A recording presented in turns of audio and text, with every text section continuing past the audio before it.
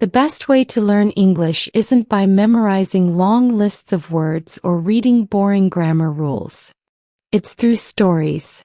When you follow a story, your brain starts to pick up the language without even trying. That's what today's story will do for you. Before we begin, make sure to like this video, subscribe, and turn on notifications. If you enjoy learning English in a fun and natural way, you won't want to miss the next ones. Now let's get into the story. Rain tapped softly against the airplane window as the plane began to descend. Maya looked out at the clouds and tightened her seatbelt. She was excited, nervous, and a little bit tired. It was her first time in Paris, and everything had gone smoothly so far. Till now. The plane landed at Charles de Gaulle Airport around 9 in the morning. Maya grabbed her small backpack, followed the signs, and joined the long line of passengers heading toward passport control. She was calm at first. The line moved slowly, but she didn't mind. She looked around, trying to take in every detail. The airport was bright, busy, and full of people from all over the world. She felt like she had entered a giant maze made of glass and steel. When it was finally her turn, she stepped forward and handed her passport to the officer. He was tall, with sharp eyes and a serious face. He didn't smile. He looked at her passport, then at her, then back at the passport. "Where are you coming from?" he asked. "Bangkok," she said. "But I had a layover in Doha." He didn't say anything. He just typed something into his computer. "Purpose of visit? Tourism. Just visiting for a week." "Where are you staying?" "I booked a hostel near Montmartre." "Do you have a return ticket?" "Yes, here." She pulled out her phone to show the booking. The officer looked at the screen, then nodded. But something in his eyes changed. He seemed more alert now. He picked up a phone, said something in French, and then turned to Maya. "Wait here." She froze. "Is something wrong?" she asked. "Just wait," he said. He walked away with her passport in his hand. Maya's heart started to beat faster. She looked around. No one else seemed worried. People were moving through the line as usual. But she was still standing there, alone, without her passport. After a few minutes, another officer came. This one was younger but also serious. He asked her to follow him. She didn't know what was going on. Her hands were cold. Her thoughts were racing. She followed the officer through a side door and into a quiet hallway. They walked down a narrow corridor and stopped in front of a small room. Inside there was a table, 2 chairs, and nothing else. No windows. Just white walls and silence. The officer told her to sit.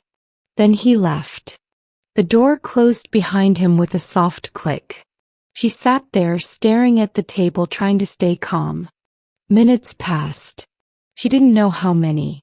Her thoughts jumped from one fear to another. Did she make a mistake with her visa? Was her passport flagged? Was there a problem with her flight? She had never been in trouble before. Not in school. Not in her country. And now, in a foreign airport, she felt small and powerless. The door opened again. A woman entered. She was in uniform and holding some papers. "Miss Maya?" "Yes," Maya said quickly.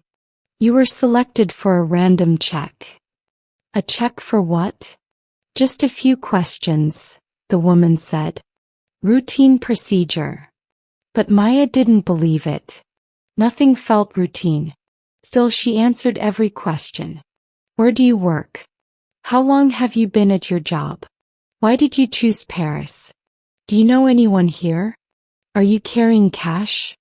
How much?" Maya answered everything honestly. Her voice was calm, but inside she was shaking. The woman finally nodded. "Please wait here. We're going to double-check something." Then she left. The room felt colder now. Maya stared at the wall. Her thoughts were loud. Was she going to be detained? Deported? Would they send her back before she even saw the Eiffel Tower? Maya followed them back through the quiet hallway. The sounds of the airport returned. The hum of announcements, the rolling of suitcases, the chatter of travelers. She stepped into the main area again. Bright lights. Coffee smells. Families. Laughter. She was free. But her heart was still beating too fast. She walked slowly toward the baggage claim, still holding her passport tight in her hand. Later that day, as she sat in a tiny cafe near the Seine, drinking tea and staring at the river, it all felt like a bad dream. Paris was still beautiful, still magical, but she would never forget that small, cold room in the airport, or how quickly a normal day could turn upside down. Let's take a moment. You didn't just read a story.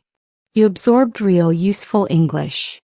Your brain picked up natural grammar, helpful vocabulary, and realistic situations. And you did it while enjoying a story that felt real and emotional. You learned expressions like, she froze. Her thoughts were racing. She followed the officer through a side door, still holding her passport tight in her hand. These are the kind of phrases that give your English real-life power. The more you listen to stories like this, the more your English will sound natural, confident, and expressive. Did you enjoy the story? Then like this video, subscribe, and turn on notifications so you never miss a new one. We're building a library of stories that help you grow your English while enjoying every minute. And tell us in the comments, have you ever had a scary or confusing experience at an airport? Let us know. And don't worry if your English isn't perfect. That's how we learn. See you in the next story.